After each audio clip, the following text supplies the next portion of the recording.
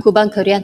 Terima kasih atas jawapan Yang Berhormat Tuan Menteri. Saya ada dua perkara. Yang pertama sekali tentang ada kenyataan-kenyataan yang dibuat oleh pihak mufti ini tidak menyatukan ummah, bahkan menimbulkan kontroversi kerana pendapat-pendapat yang diambil dalam kerangka yang berbeza-beza. Dan ini menimbulkan masalah polemik di kalangan umat Islam, khususnya di kalangan rakyat kita yang tidak memahami masalah tersebut.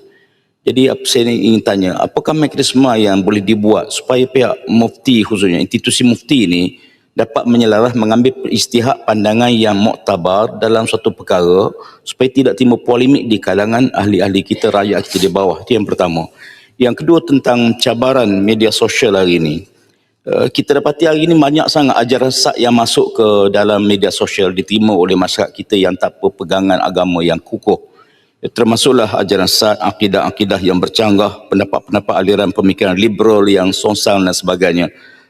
Kalau MC boleh bertindak tegas kepada perkara ini, soalan saya ialah apakah ada mekanisme di peringkat JAKIM untuk mengawasi, memantau semua aliran yang bercanggah dengan syarak ini untuk dicegah sebelum rakyat kita terpengaruh dengan pendapat tersebut. Terima kasih.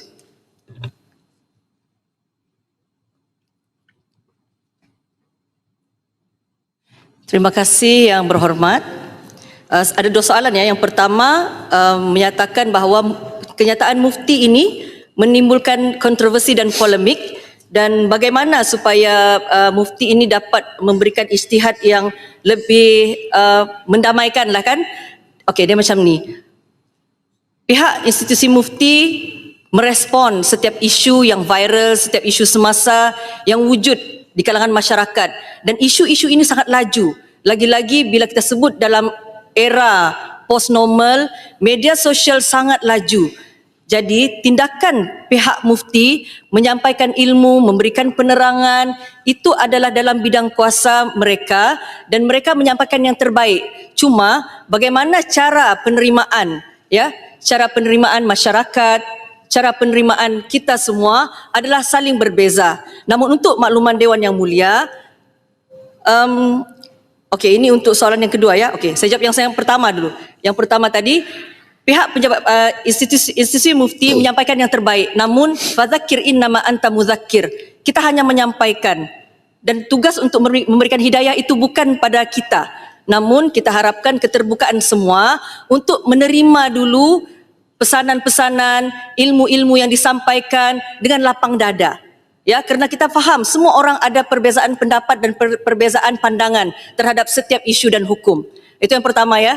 Untuk yang kedua, berkaitan dengan SKMM, bagaimana hendak membendung gejala ekstremisme, ajaran sesat di media sosial.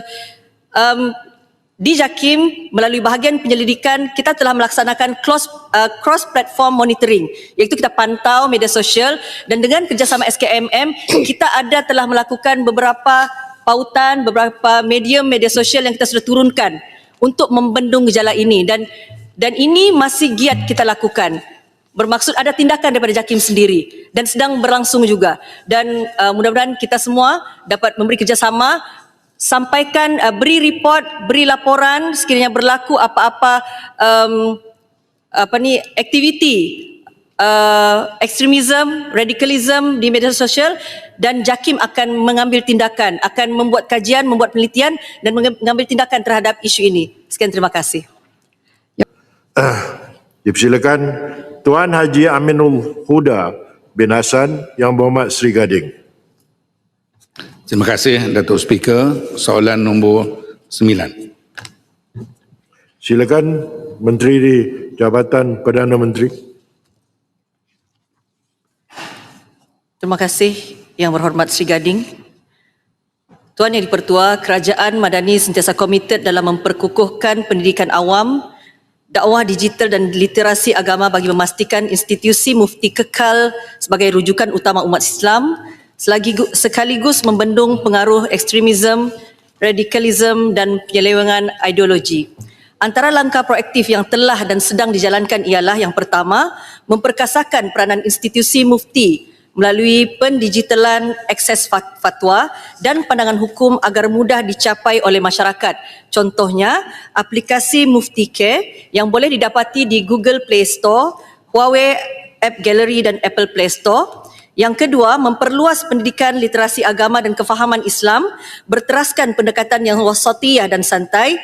Antara program baharu yang telah dirancang ialah podcast Jabatan Mufti Wilayah Persekutuan, kapsul hukum yang ini ialah siri pencerahan soalan-soalan agama Islam yang ringkas, dan seterusnya kelas bacaan kitab secara online. Kemudian langkah proaktif ketiga, memperhebatkan dakwah berautoriti dengan memperkukuh platform rasmi sama ada secara digital maupun secara bersemuka. Sebagai contoh, yang pertama, laman sesawang Jabatan Mufti Wilayah Persekutuan yang mana isu-isu tular juga menjadi keutamaan dan dijelaskan secara berautoriti melalui ruangan Tinta Mufti, Bayan Linnas dan Irsyad Hukum bagi memastikan masyarakat mendapat penjelasan hukum yang tepat dan tidak terpengaruh dengan naratif yang tidak sahih. Untuk makluman ahli yang berhormat, purata capaian bulanan laman sesawang ini adalah antara sekitar 1.2 juta sehingga 1.4 juta pengunjung. Untuk contoh kedua, dakwah secara berautoriti ini, laman Facebook Pejabat Mufti Wilayah Persekutuan yang mempunyai lebih 500,000 pengikut dan aktif menyalurkan kandungan dakwah, penjelasan hukum serta kupasan isu semasa secara konsisten.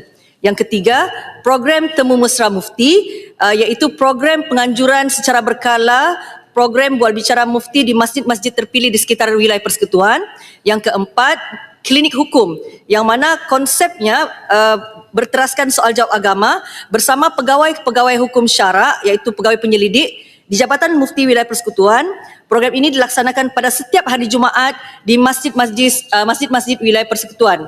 Seterusnya, kita juga ada penerbitan buku, majalah, e-book, e-brochure secara berkala dan juga soal jawab hukum melalui talian telefon dan email. Untuk makluman, secara purata, Pejabat Mufti menerima 250 hingga 300 panggilan telefon dan 200 hingga 250 email yang bertanyakan tentang hukum diterima setiap bulan. Seterusnya, pemantauan kandungan ideologi berunsur melampau serta penyediaan naratif balas dilakukan dengan kerjasama agensi keselamatan dan pengawal selia komunikasi seperti JAKIM, SKMM, KDN dan juga penglibatan daripada PDRM sendiri.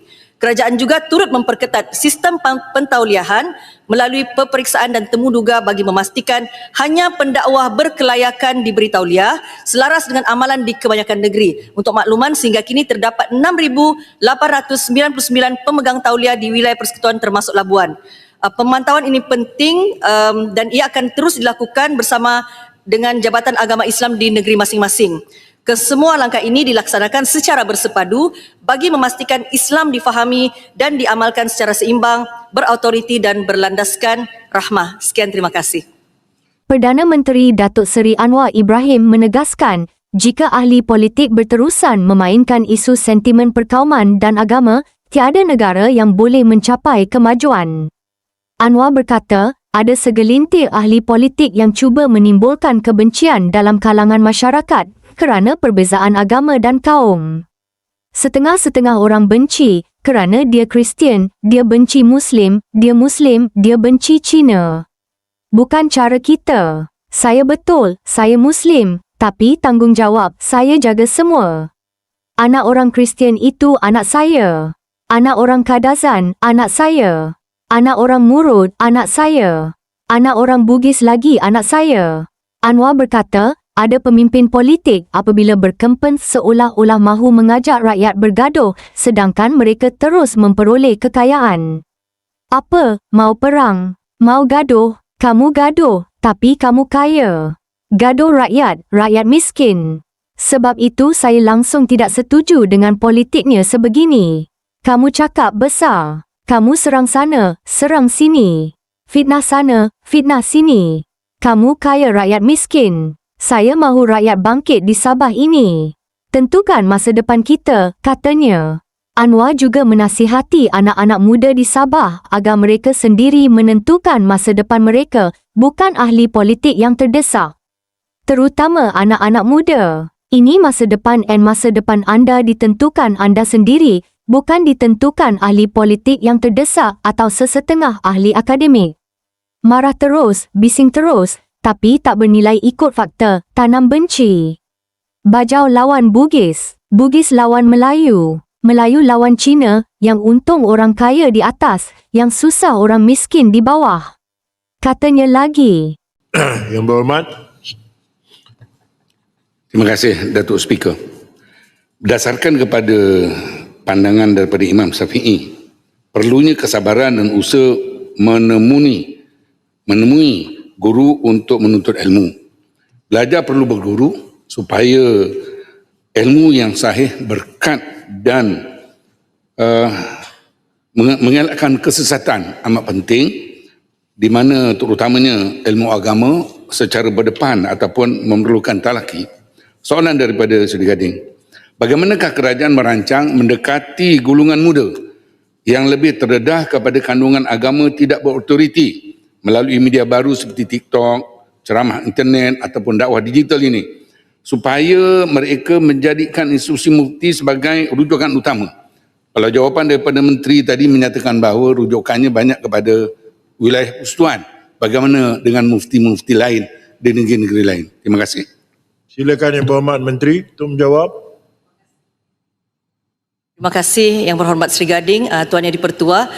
Untuk makluman Yang Berhormat, generasi muda adalah aset yang sangat penting pada sebuah negara. Baru-baru ini pada 22 Februari, Yang Amat Berhormat Perdana Menteri telah melancarkan Rakan Masjid X Rakan Muda Ramadan yang bertujuan menghubungkan institusi masjid dengan golongan muda atau belia melalui pendekatan yang lebih segar dan inklusif. Dalam konteks institusi mufti, Jabatan Mufti Wilayah Persekutuan sedang merangka penubuhan Kelab Mufti Muda sebagai inisiatif untuk mendampingi generasi muda dan belia. Pendekatan yang diketengahkan ini ialah secara santai dan berwibawa. Usaha ini secara tidak langsung untuk mengajak generasi muda hari ini untuk lebih dekat dengan institusi mufti. Jabatan Mufti juga telah merancang untuk tampil dengan satu projek animasi sebagai satu platform dakwah yang santai dan kreatif dalam mendekati golongan kanak-kanak. Inisiatif ini dilihat sebagai salah satu segmen penting dalam pendidikan agama agar kefahaman hukum-hukum dapat didekatkan dengan kehidupan seharian melalui pendekatan yang lebih interaktif dan mesra generasi muda. Melalui pendekatan visual, kreatif dan medium animasi ini, penyampaian kefahaman hukum-hukum yang bersifat kompleks dapat disampaikan dengan lebih mudah, menarik dan berkesan selaras dengan tuntutan dakwah semasa. Berkaitan dengan institusi mufti di negeri-negeri lain, kita bekerjasama baik dan setiap negeri mempunyai bidang kuasa masing-masing dan mempunyai cara tersendiri untuk memastikan institusi mufti menjadi sumber utama rujukan dan bukannya sumber kedua dan seterusnya. Sekian, terima kasih. Perdana Menteri Datuk Seri Anwar Ibrahim percaya bahawa tumpuan kepada pembangunan negara mampu mengangkat Malaysia sebagai negara hebat di rantau ini. Beliau yakin bahawa penyelesaian isu seperti kemiskinan, ketegangan di selatan Thailand serta pembangunan infrastruktur akan membawa kesejahteraan bersama untuk rakyat dan negara. Kita mahu rakyat beri tumpuan kepada perkara besar seperti pembangunan, bukan kepada sentimen perkauman dan agama yang dimainkan pihak tertentu. Bukan soal video pelancongan yang tak nampak gambar masjid sudah jadi pertarungan hebat. Sebaliknya, berilah cadangan untuk kita baiki. Hal-hal ini dibawa untuk meretakkan hubungan kita dan memainkan sentimen kebencian antara satu sama lain. Sepatutnya, kita tumpu soal LRT, transit aliran ringan, soal pembangunan Pulau Pinang. Jika kita kekal fokus dalam bidang ini, Malaysia akan mencipta sejarah dan menjadi contoh negara yang hebat di rantau ini, katanya ketika berucap pada Majlis Pecah Tanah Projek LRT Laluan Mutiara Pulau Pinang di tapak stesen LRT Bandar Seri Pinang. Di sini pada Sabtu, Anwar yang juga Menteri Kewangan turut percaya bahawa kepimpinan negara, termasuk penjawat awam, perlu berfungsi bukan hanya sebagai pelaksana, tetapi sebagai pemikir yang membantu memacu perubahan untuk kebaikan bersama. Kepimpinan negara termasuk penjawat awam dan ketua jabatan perlu memberi tumpuan kepada pembaharuan dan perubahan yang membawa manfaat kepada rakyat, bukan mengambil kesempatan untuk kepentingan diri, tambahnya. Beliau menyeru agar perpecahan kaum dan agama dihentikan untuk memberi tumpuan kepada transformasi tenaga, pembangunan digital dan kecerdasan buatan AI demi masa depan. Siapa pun tidak akan makmur dan negara ini akan terhambat sebagai negara mundur kerana perpecahan antara kaum, penghasut-penghasut dari segi agama dan wilayah yang akan merugikan kita, katanya. Anwar menegaskan bahawa rakyat perlu memahami usaha yang dilakukan oleh kerajaan adalah untuk kepentingan dan manfaat bersama. Antara inisiatif tersebut termasuk pembinaan LRT Laluan Mutiara, pembesaran lapangan terbang antarabangsa Pulau Pinang, PIA, peningkatan pengangkutan awam di Lembah Klang, serta pembangunan Zon Ekonomi Khas Johor Singapura, JSSEZ, di Johor. Tahap toleransi serta keharmonian masyarakat berbilang kaum dan agama di Sabah dan Sarawak wajar dijadikan tauladan kepada seluruh negara, kata Datuk Seri Anwar Ibrahim. Menurut Perdana Menteri, perpaduan di dua wilayah berkenaan lebih terkawal hasil sikap saling memahami dalam kalangan masyarakat serta kematangan kepimpinan. Sebarang isu berkaitan sensitiviti agama dan kaum perlu ditangani dengan pendekatan yang berhemah, berlandaskan dialog serta kefahaman bersama, bukannya melalui konfrontasi. Jadi, kita harus cuba faham dan meleraikan perkara ini dengan baik, katanya ketika berucap dalam sesi perjumpaan bersama warga Kementerian Perpaduan Negara di Putrajaya pada Isnin. Turut hadir Menteri Perpaduan Negara, Datuk Arun Agor Dagang dan Ketua Setiausaha Negara, Tan Sri Syamsul Azri Abu Bakar. Mengulas isu melibatkan rumah ibadat, Anwar menegaskan bahawa semua pihak perlu mematuhi undang-undang dan peraturan sedia ada tanpa mengira agama. Soal kuil perlu ikut peraturan, masjid dan gereja juga tertakluk kepada peraturan yang sama. Kita harus cari jalan penyelesaian mengikut jalur hukum dan perundangan sedia ada, tambahnya lagi. Beliau menekankan kepentingan menjaga kedaulatan undang-undang serta saluran hukum dalam membuat sebarang keputusan, termasuk memberi pengiktirafan atau kebenaran terhadap isu-isu berkaitan tanah dan pembinaan.